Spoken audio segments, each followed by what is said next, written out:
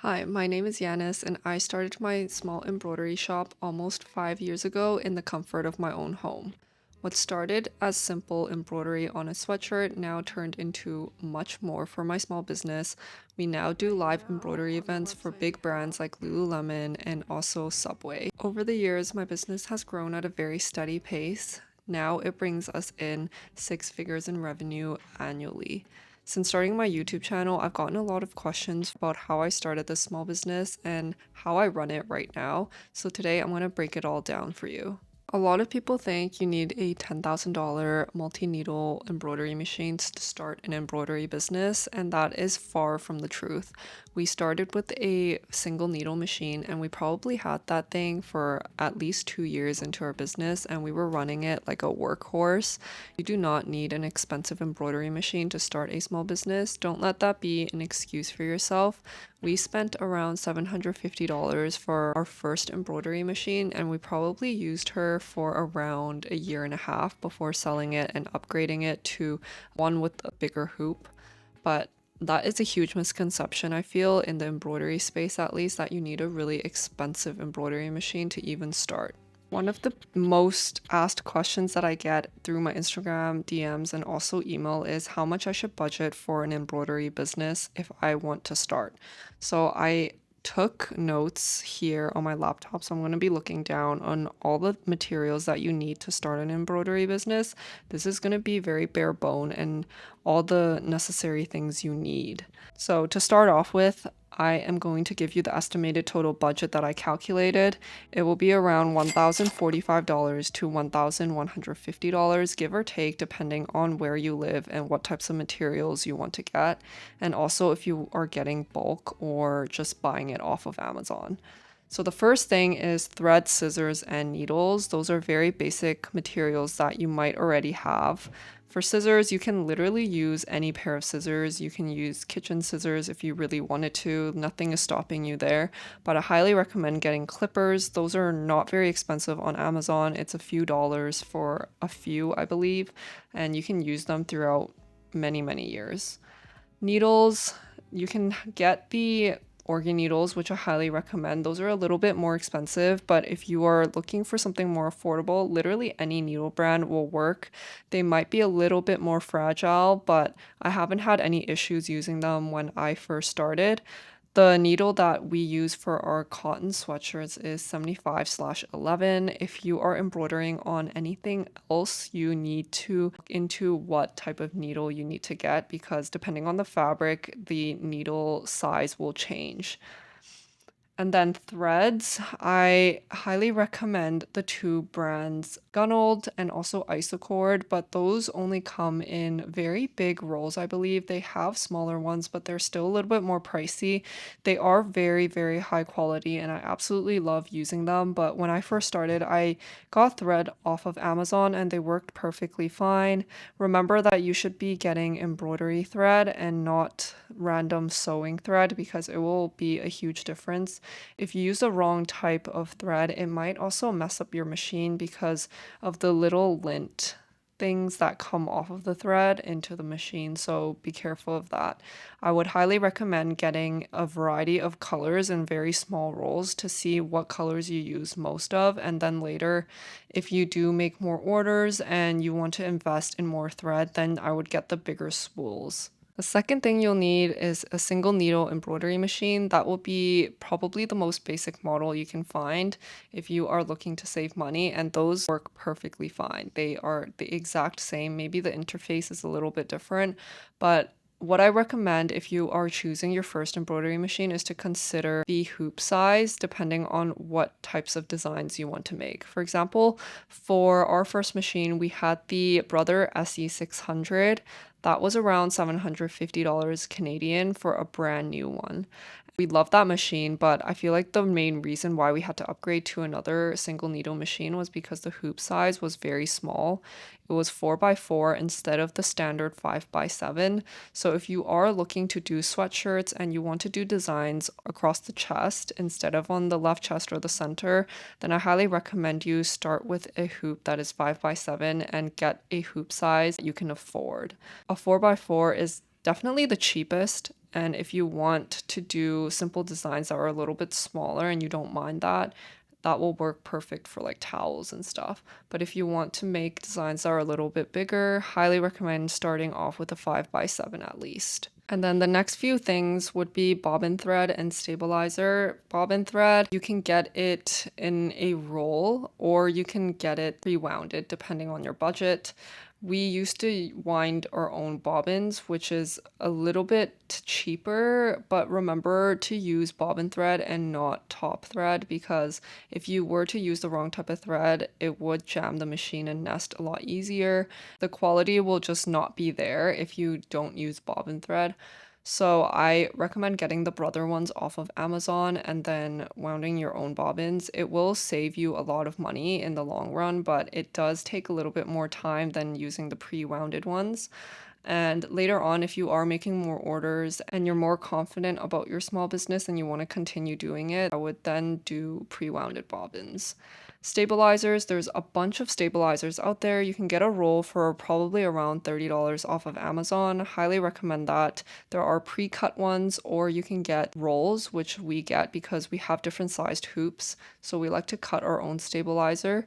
But if you get the pre-cut ones, they only come in one size. So if you only have one frame or one size frame that you always use, then I would recommend getting those ones. There's lots of different types, so make sure you do your research on which one you want to get. For me, I like to use cutaway for all my sweatshirts and then tearaway for hats and some other stuff like baby shirts. So it really depends on what you're making, but in terms of rule of thumb, people usually use cutaway. But remember, if you're getting cutaway, you're literally cutting away the stabilizer, so there will be a rim on the back of the sweatshirt. I feel like a lot of people don't know that. So if you're making things like towels and you don't want the backing to show on the other side, I would highly recommend you look into other options like Subbie or tearaway stabilizer. Next up would be blanks. I also get a lot of questions on where I source my blanks. We've sourced our blanks from a lot of different places depending on where would get us the best deal. And there are a lot of companies out there, at least in Canada, where they sell blanks. We use Gildan 50 cotton, 50 polyester heavy blend sweatshirts and also hoodies as well. We have sourced jerseys as well before, but we don't really like jerseys because it's a thinner material, even though it's the same blend. I just feel like the quality is not the same as Gildan. There are a lot of other options as well. There's not just Gildan and jerseys. There's things like Comfort Colors, which is a little bit more expensive and independent. So it really depends on what you want to offer your customers. We like to just offer Gildan sweatshirts, and then if they want to upgrade to a better brand, they can reach out to us for that. But we won't have that up on our website because it's a little bit more pricey in Canada and a little bit harder to source. But when you're first starting out, you can start off with something that is a little bit more affordable, like towels, hats, t-shirts. Some of them don't have sizes, which will make your life a lot easier, because if you were to get sweatshirts and t-shirts, for example, you would have to think about the sizing and what sizes you want to get and what colors. But with things like hats and towels, you can just get the colors. So there's less stock that you have to hold on to. And then the last three things are kind of optional, I would say. One would be USB for file transfer. I'm pretty sure you would have one lying around your house anyway, so it might be free for you. But a USB isn't that expensive. Literally any will do. That is just for file transfers into your machine. You would have to get the file from your embroidery software onto the machine. The second would be embroidery software. There are a lot of free softwares out there like Inkscape or Brilliance Express. Sorry, I wrote a lot of things down here and I can't remember. But in terms of embroidery software, you can always start off with the free ones and then later get one with a subscription or buy one altogether once you actually like embroidery and you want to continue this as a business idea. Ones that are a little bit more affordable to use are Sewert and Embroid. Those two are embroidery softwares that a lot of beginners use, and later on, if you want to invest into a more robust embroidery software, there is Wilcom, which we use, and there's also something called Hatch, which is, I guess, the sister brand of Wilcom. That's also very beginner friendly as well. The very last thing would be to prepare for when you do get orders and you want to ship them out. That would be poly mailers. You can get them straight off of Amazon. We got, I think, 9 by 12 sizes for one sweatshirt. There's a bunch of different sizes out there, and we spent around $30 for them. They're not too expensive, so that is a good thing. And then we always make our thank you cards. We've made it since the very beginning.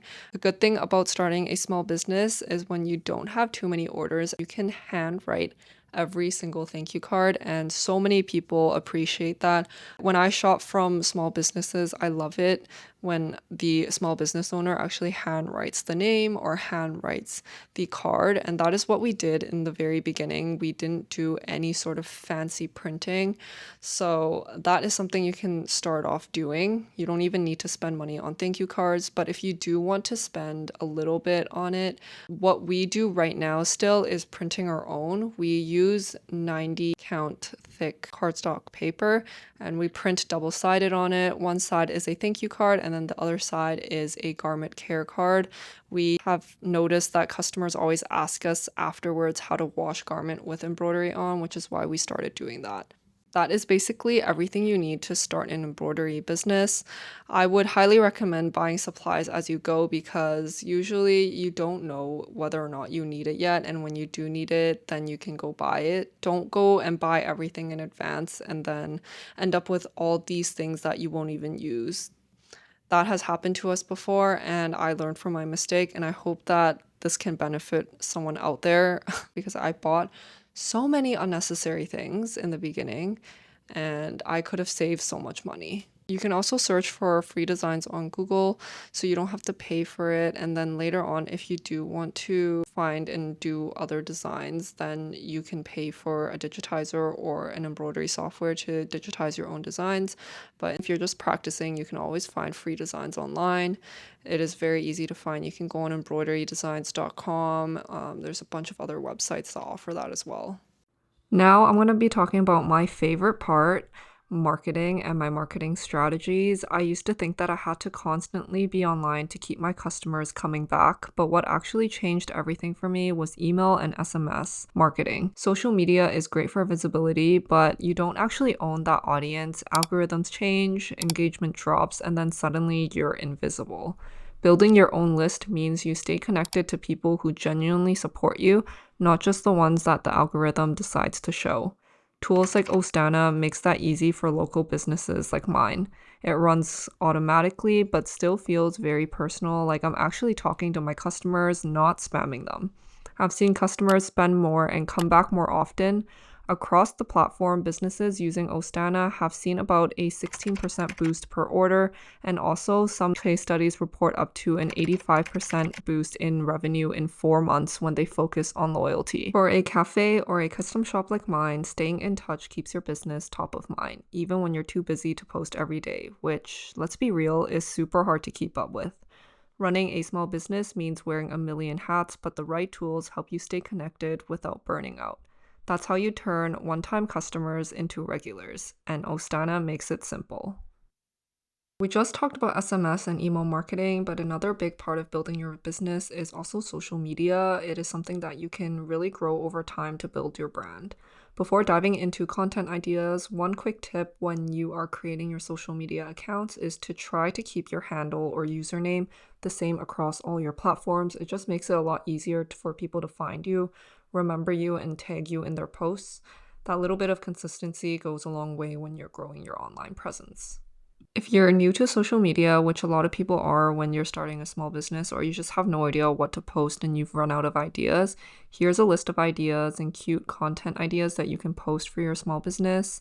A day in my life, behind the scenes, before and after transformations, product close-ups and satisfying clips, packaging orders, whether that's with music or ASMR, which people love to watch, customer reactions or reviews, workspace makeovers or setup tours, seasonal drops or new collection teasers, tutorials or quick tips. For example, for us, it would be embroidery tips, story time, which is very engaging and people tend to watch longer, and maybe the meaning behind your design. Mini vlogs like your coffee runs, sessions, cozy work days, all are great ideas to film. Now I'm going to talk about where I sold in the beginning and where I sell now. In the very beginning, we actually started off on Etsy, and then later we found out that we were not really making that much profit because I was pricing my products way too low.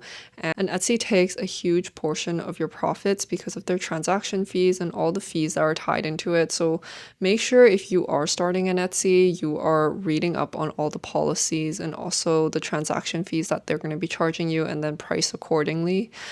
I think they take around 10 to 12%, even sometimes more if you get an order from one of their offsite ads that you can't turn off. So make sure you do your research and look into that before starting an Etsy account. Then we started a Shopify account. Technically not Shopify, but we sold on our own website. We hosted on Wix for the first around 3.5 years before switching over to Shopify.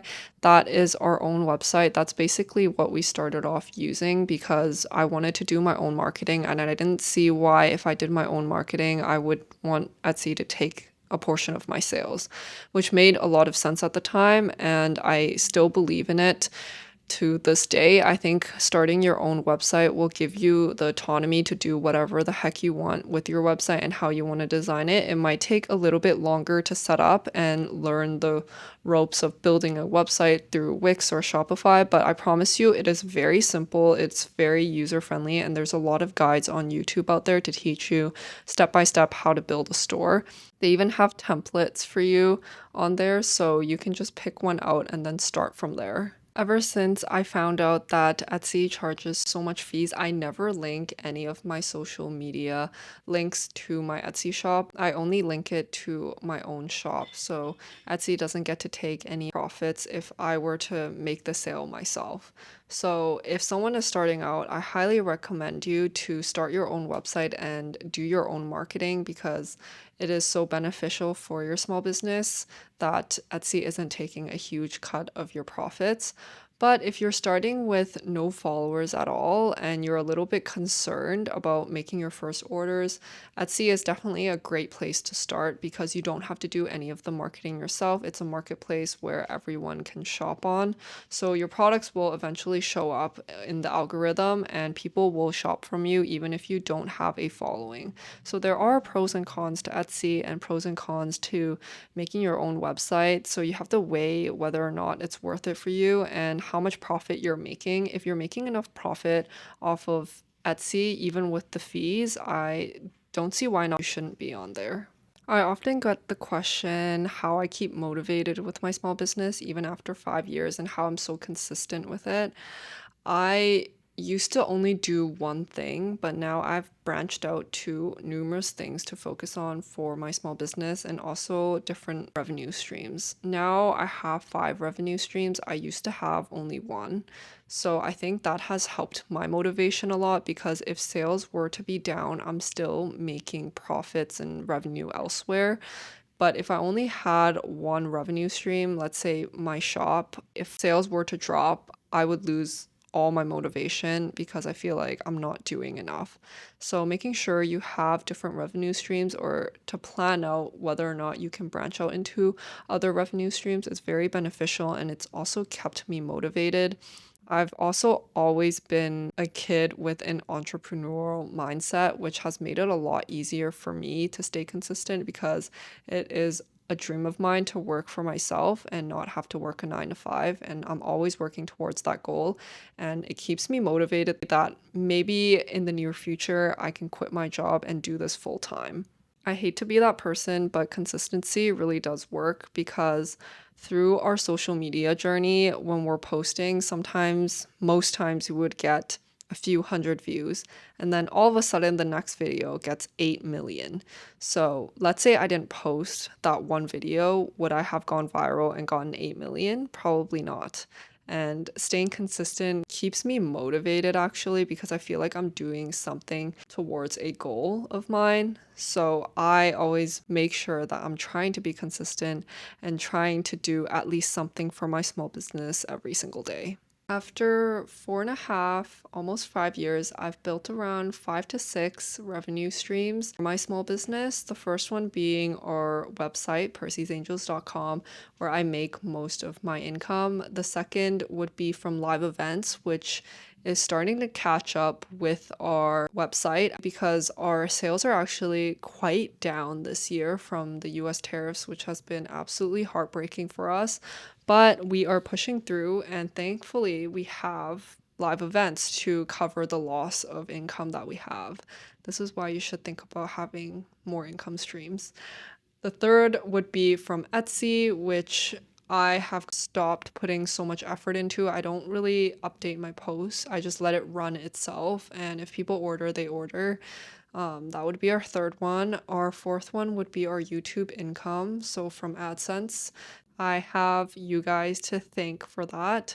I'm so grateful to be monetized now. It's always been my dream since I was like 10 years old. I had a dog account where I posted my dogs playing, and I think it got like 100K views back then. And I made my first $100 on YouTube. But I've always wanted to start a YouTube channel and I never did. But now it's become one of my income streams. Not much, but still enough to pay off phone bills and miscellaneous things that I want to buy. The fifth would be my brand collaborations that I get through YouTube. Mostly it's through YouTube or Instagram or TikTok. I'd say most of my brand collaborations have been through opportunities on YouTube, which has been amazing, and I'm super grateful for that as well. So thank you everyone for supporting my channel. I'm so grateful to be doing this, and it has been very fulfilling for me. And then my sixth income stream, I wouldn't really call this an income stream because I probably make like $30 a month from it, but it's through affiliate links. So sometimes I get commission from the links that you click onto to purchase something in my description box below. You don't get charged anything, but I will make probably like 3 or 4% of the total order. So yeah, those are my 6 income streams that I've built through my small business. And that wraps up my video. I hope you guys enjoyed watching and learned something new about the embroidery space. If this content is something that you want to see in the future, please give it a thumbs up and subscribe. Until next time, bye!